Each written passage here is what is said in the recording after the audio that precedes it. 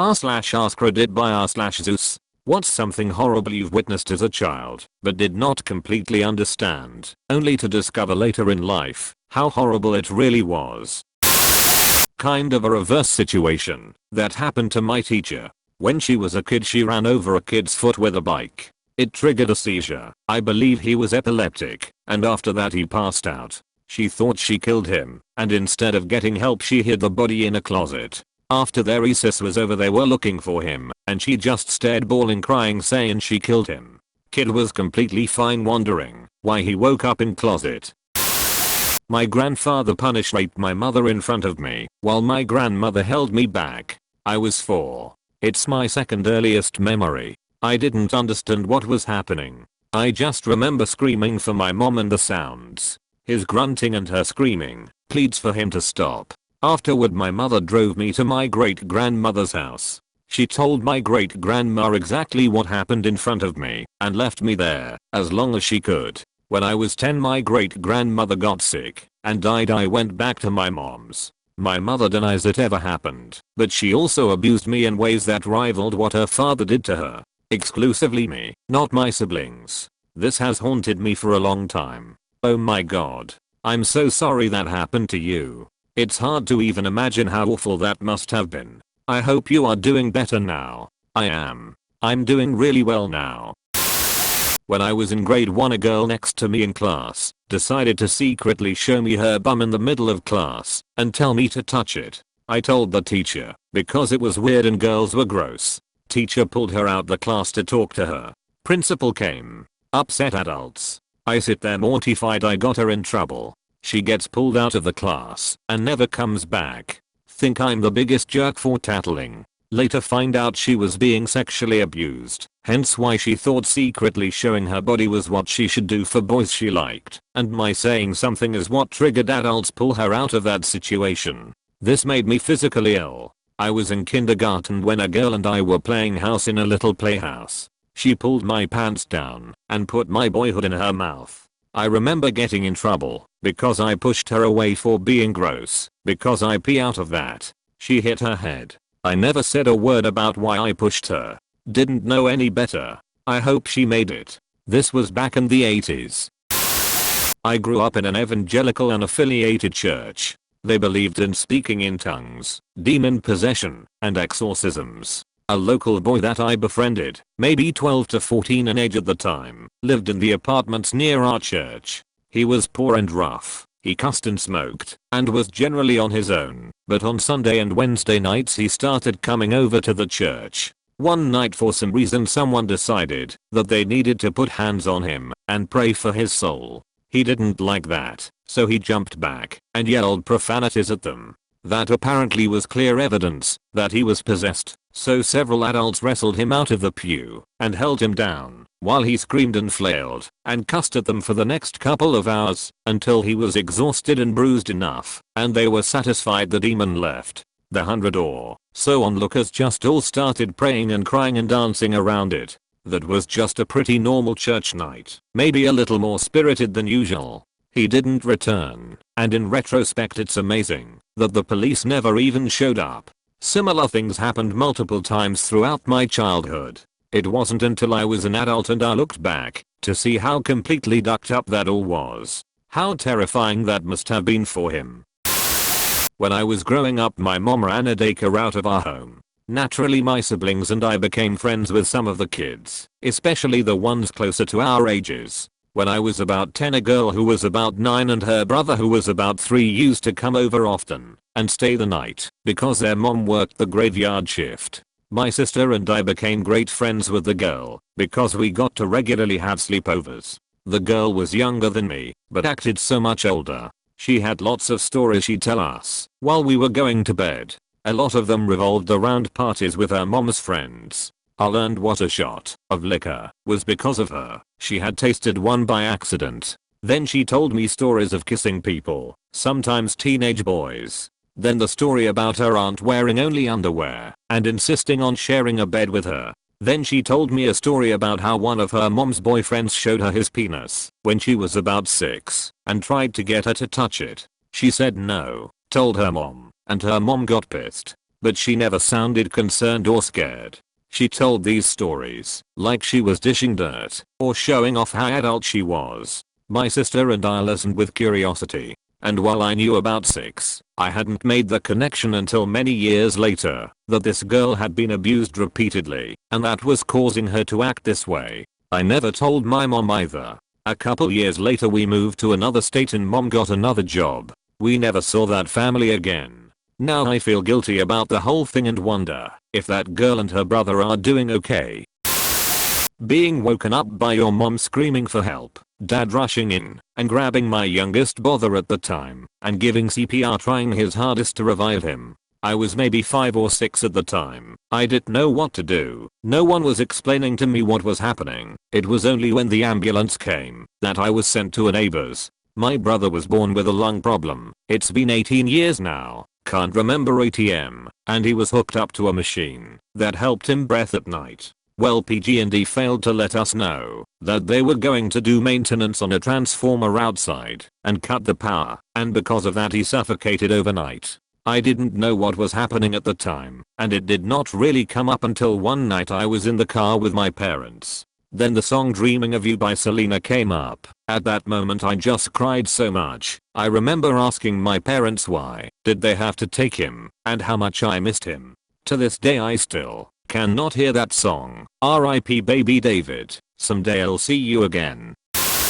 This one is hard because I barely remember parts of it and I didn't find out the whole story until I was 20. At about age 4 I was being tormented by my older brother who was 12 at the time. He kept annoying me and would be a pester like older brothers are. One day we go out to play on the trampoline when our neighbor calls my brother over to show him something. I never went with him. After that day, my brother stopped being such a nuisance to me. A few weeks after, my brother was constantly leaving the house with mom to go to the doctors nearly every day. I always asked where they were going, and mom said, "We're going to the doctors." I didn't find out until 16 years later that my brother was sexually abused by our neighbor. He tried swallowing a whole bottle of Advil before he went to school and told the nurse he had a tummy ache. I broke down in tears when my mom told me this, and even now I find it hard to talk about. To this day I know where he lives and I want to bring justice, but my parents tell me all it will do is destroy my future and bring nothing but pain to my brother. People are ducked.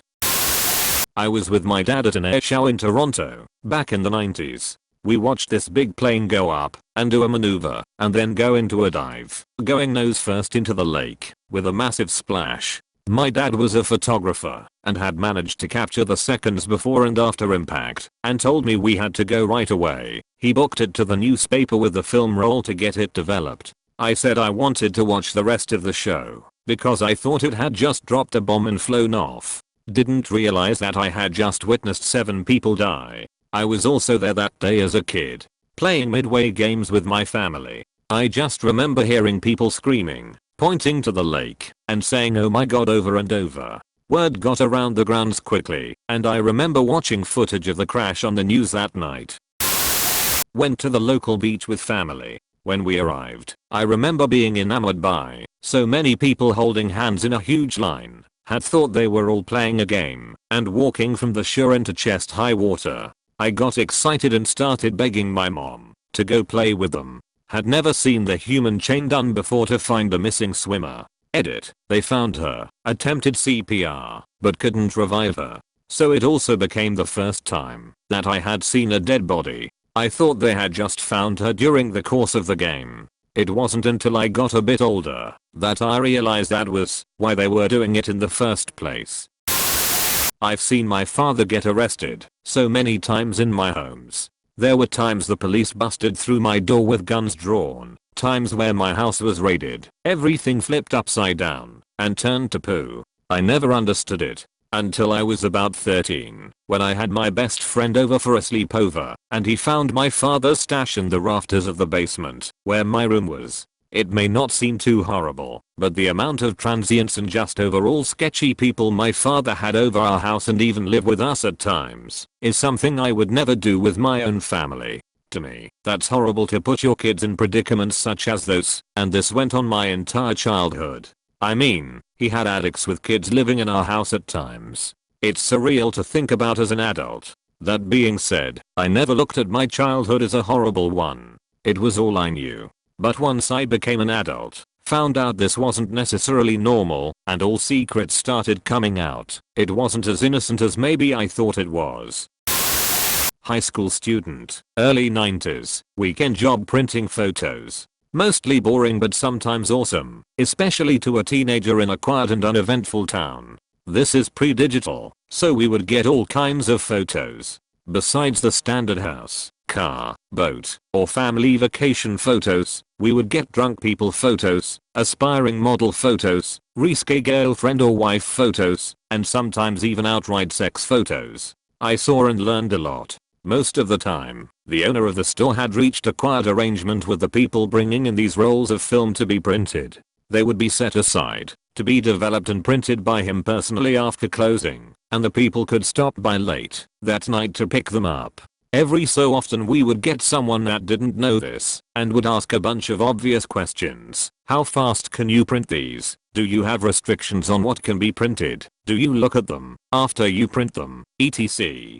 We had a pricing and rule sheet and we did not have to look at the prints, but we will see the negatives during the printing process. Most people were okay with that. Some people were not and only wanted us to develop the film, but not print any photos. One Saturday morning a middle-aged male and female couple walked in and watched me process film and prints for a while before approaching the counter. They quietly asked the questions and asked for developing the film only. I assumed they had some adult style photos and quickly loaded their film canister into the machine. The couple were obviously nervous while waiting for their negatives. Now, our printing machine was completely visible from the front, but the film developer machine was only partially visible. The developed film exited in a corner and was partially blocked from view by a half-height wall. Also, the entrance to the back of the store was right there. I printed photos while mentally tracking the time I wanted to grab that film and sneak to the back real quick to get a good look. Hey, I was a horny teenager.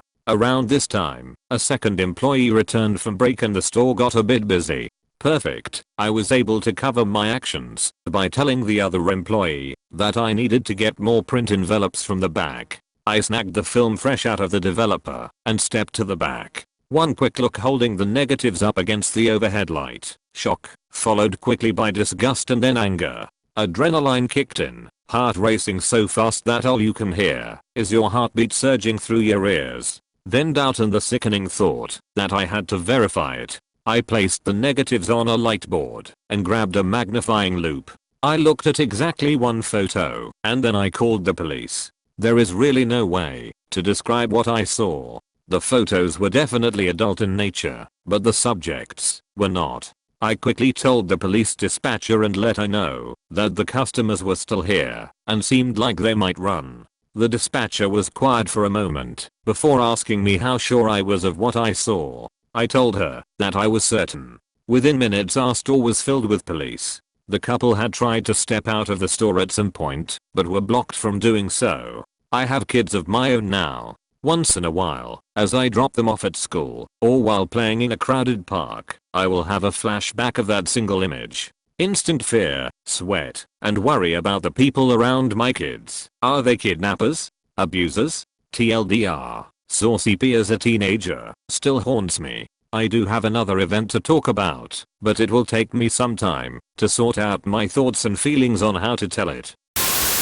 Finally processed my thoughts and feelings. Sorry it's a bit long, but here is the second event. Still a high school student and early 90s, around 7 months after the previous event. Nearing graduation, senioritis definitely setting in. My friends and I were fairly close, 4 of us as the core and 5 others that counted as our group. We were a mixed bag of demographics, some poor, some rather well off, 3 different races, a multitude of mixed ethnicities, and a melting pot of religions, or lack of. We shared a love of nerdy things, D&D, video games, math and sciences, debate, etc. This event revolves around Ben, not his real name. Ben was a tall, moderately stocky Irish kid who loved to wear cowboy boots and big belt buckles. An honest and good-natured kid that hid his soft side behind a snarky wit.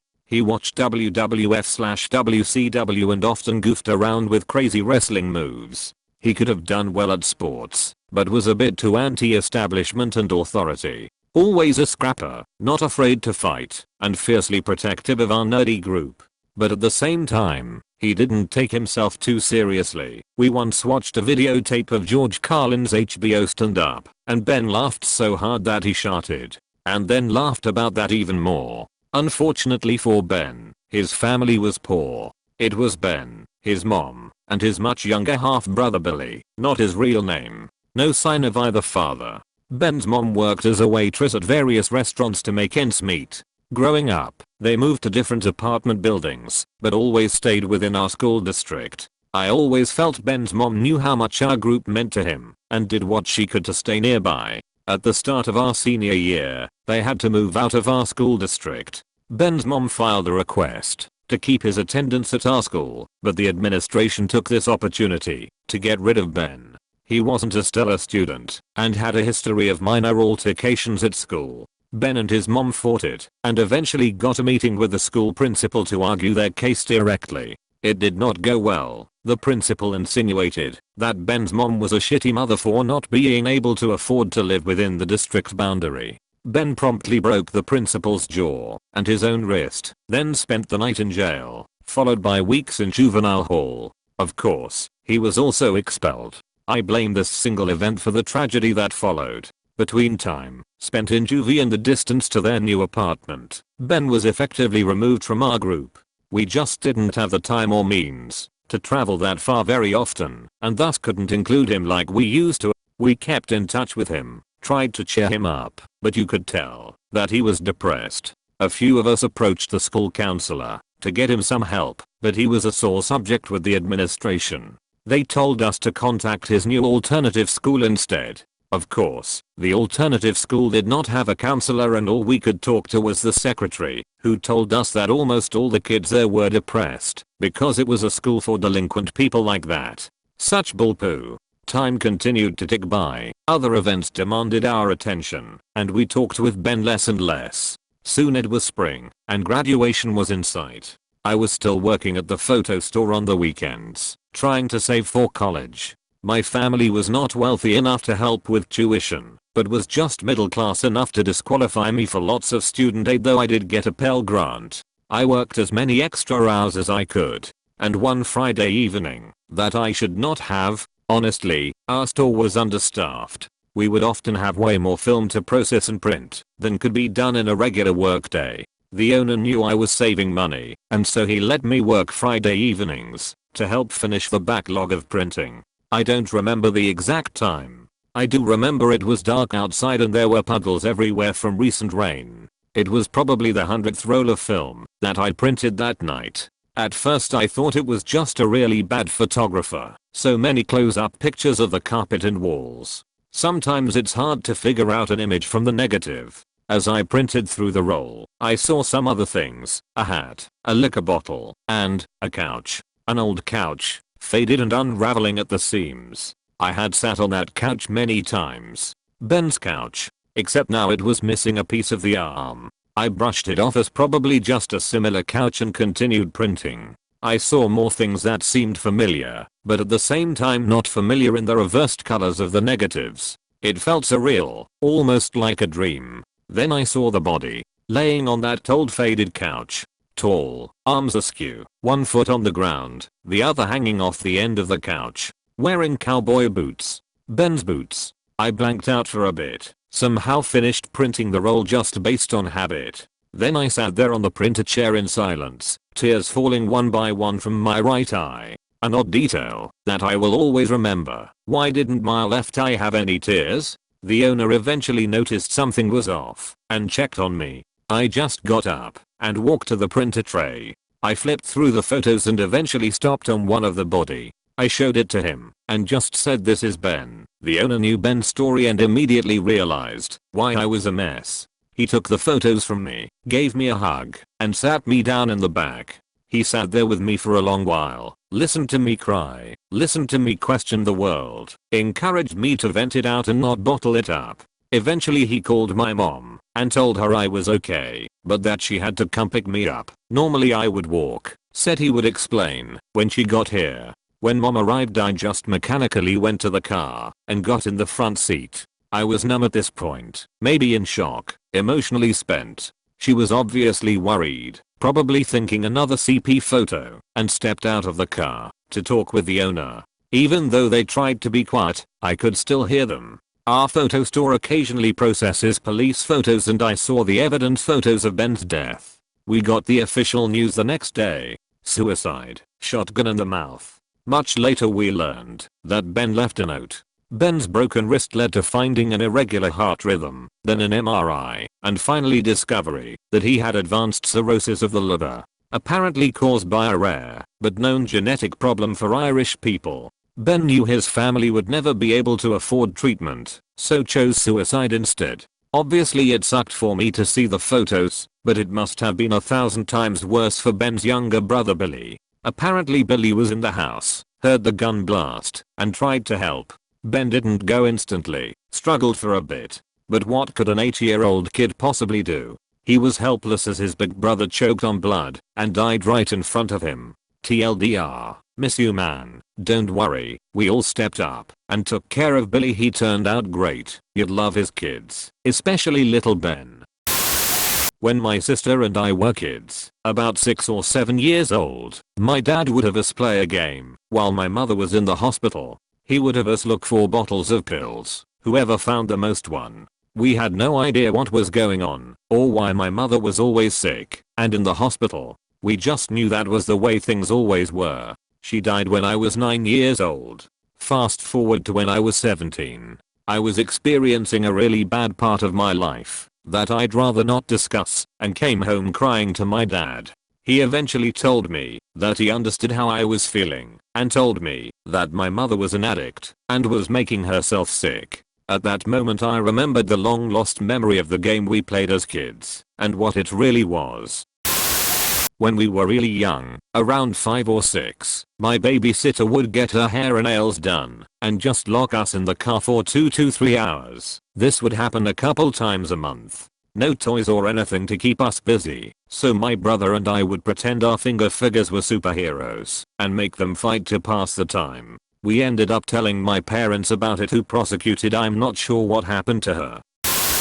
When I was 10 I woke up in the middle of the night to my mom yelling no, and I went to find out what was going on. I went into my parents' room, only to be told everything is fine by her, and I should go back to bed, and since it was dark, and I couldn't see anything I didn't think otherwise. It turns out my father was violently raping my mom, so violently, in fact, that he broke her pelvis. What my mom didn't tell me until I had already grown up and was living on my own is that when I came into the room he tried to make his way towards me and she got her hand around his pee and iron gripped the duck out of it to stop him coming after me. Edit. Since some have asked what happened to my father, my mom almost immediately started to divorce him. It was a long time coming, since he was an alcoholic and drug user, mainly cocaine. He was frequently cheating on her, being drunk and ducked up on whatever drug cocktail of that night. An argument over whether my father should run off to his main side chick apparently broke out.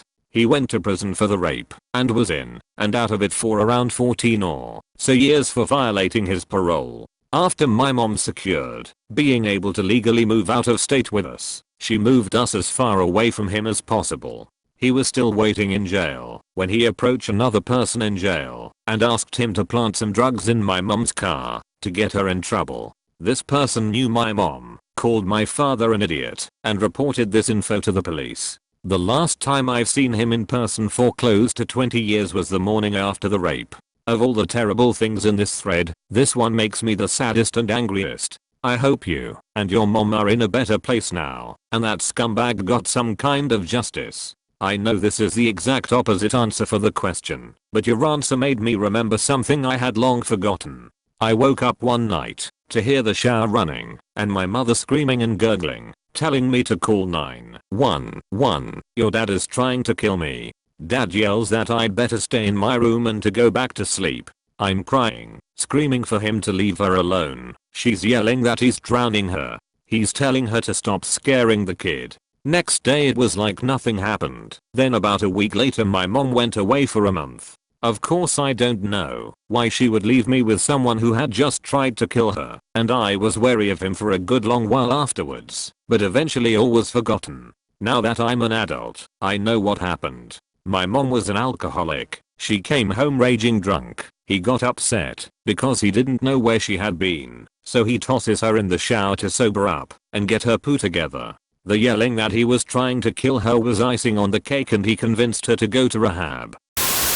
When I was 11 my mom and I left my dad and were homeless. I did not realize we were homeless till I was 20. I just thought we were on some kinda excursion. We were just kinda sleeping in the car and at friends' houses for a while. I just had so much trust for my mother, I was never once startled by the situation. My mother is also very creative. Wow, I found these flavored tuna pouches. Wouldn't it be cool if we acted like cats? I bet you can't brush your teeth with only a water bottle, and other classics, like I'm gonna leave you at the library for a while. About 2 years later we did find a house. Edit. To clarify, we were only homeless for 2 years. Haha, it just didn't occur to me that we were actually homeless till I was 20. Also I will hug my mother plenty for everyone. PS. She now has a very nice house with 4 kittens and gets to retire in 3 years. She's my everything. My dad used to take me to my aunt's apartment to watch them make soap when I was about 7 years old. I grew up helping them make soap by grinding the powder and setting it aside. I used to often see them snort it as a way of testing it, only to find out a few years later that they were all just doing cocaine. It got so bad to the point that I was imitating the act of making a line with baby powder and a ruler at home. My mom saw me and started screaming at my dad. I remember crying and saying, "I'm just making soap. Why are you fighting?" It all made sense. Tickle me. I apparently had a great childhood. I'm going to call my mom tomorrow. I hope you have a great life now, Jude. When I was little there was this sweet old man who lived next door to us named Mr. Culpepper. He was your typical textbook nice next door neighbor, always cheery, baking cookies for everyone in the cul-de-sac, seen whistling while watering his lawn, and talking to birds while tending to his garden. Well, one day after church there were several police cars outside his house. My father told me and my sisters to stay in the car while he and my mother went to ask what was up. When they came back my mother was crying and my father was stone-faced. Years later when I asked what had happened to good old Mr. Culpepper I found out he had shot himself in the head. Even sadder still it was because his kids never came to see him and he was terribly lonely. I always think about him. He didn't deserve to go out that way. Edit. For those of you saying there was something more going on, I called my mother and asked about him, and it turned out he had been diagnosed with cancer at the time, on top of the fact his kids never came to see him. As far as I know he didn't tell them.